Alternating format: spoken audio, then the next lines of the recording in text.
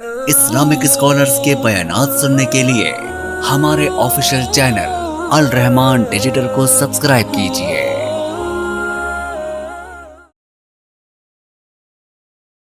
और मेरे भाइयों और मेरी बहनों, खामद बीवी का भी एक दूसरे के ऊपर हक होता है। ये भी हक तलफी नहीं करनी चाहिए।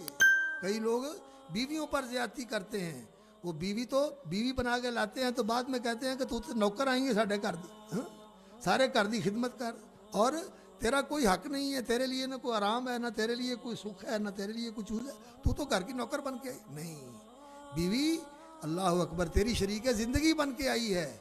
और अल्लाह रब्बुल इज़्ज़त ने ये कानून बनाया है कि बाप इसका हाथ तेरे हाथ में दे के, अल्लाह अकबर, हदीस के अल्फाज हैं, इन्ना हुन्ना आवान इन इंदकुम, ये तुहाडे कोल कैदना बन के आंदियां ने। अल्लाह अकबर, कैदन बन के आंदी बेचारी।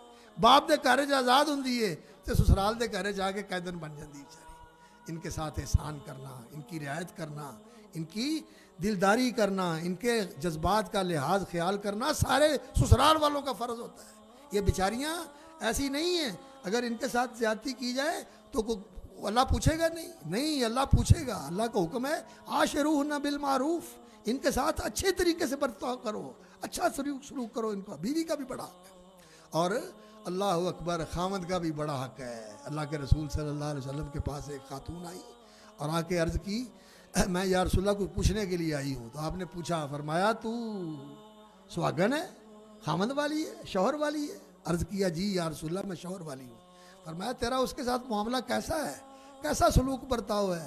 कहने लगी, या रसूलल्लाह मैं कोताही नहीं करती, जो मेरी ताकत में और मेरी हिम्मत में है मैं वो उसके लिए पूरा करती हूँ, मैं कोई कोताही नहीं करती। फरमाया अच्छा करती हो, याद रखना तेरी जन्नत भी वही है, अगर राज़ी है तो अल्लाह ने तेरे लिए जन्नत रखी है, और अगर नाराज़ हो गया तो जहन्नम में जाएगी। खामद को सुखी रखना और उसकी खातरदारी करना, उसकी खिदमत करना, ये उसका हक है, इसका ख्याल करना चाहिए, उसका एहतराम करना चाहिए। अल्लाह और उसके रसूल के बाद फिर बीवी के ऊपर खामद का सबसे बड़ा हक होता है, और खामद को दुखी और नाराज़ नहीं करना चाहिए, और उसके ऊपर उतना बोझ नहीं डालना चाहिए जो बेचारा उठा ना सके।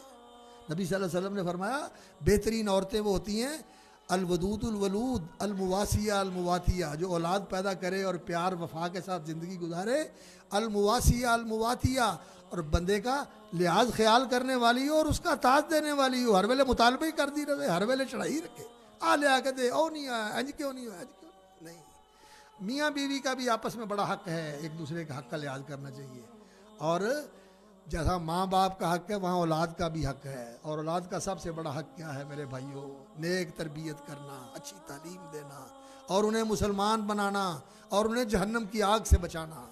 अल्लाह ने कुरान मजीद में फरमाया है, या अय्युहल्लज़ीना आमनू कू अनफुसकुम व अहलीकुम नारा, ऐ ईमान वालो अपने आप को और अपने घर वालों को जहन्नम की आग से बचा लो, जहन्नम की आग से बचा लो। उन्हें नमाजी बनाना, उन्हें दीनदार बनाना, उन्हें पाकीज़ा अखलाक वाला बनाना।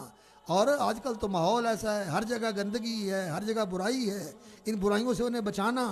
अल्लाह अकबर, उनकी ऐसी तरबियत करना कि वो बुराई से बचें। और इंसान है, इंसान से हो जाती है, माहौल का असर होता है, इंसान की ज़िंदगी बेखबरी की ज़िंदगी होती है, लाइल्मी और जहालत की ज़िंदगी होती है। इंसान से हो जाए, अल्लाह रब्बुल इज़्ज़त ने तौबा का दरवाज़ा खुला रखा हो, तौबा का दरवाज़ा खुला रखा हो। इतना बड़ा तौबा का दरवाज़ा है, मशरक़ से लेकर मगरब तक खुला दरवाज़ा है तौबा का।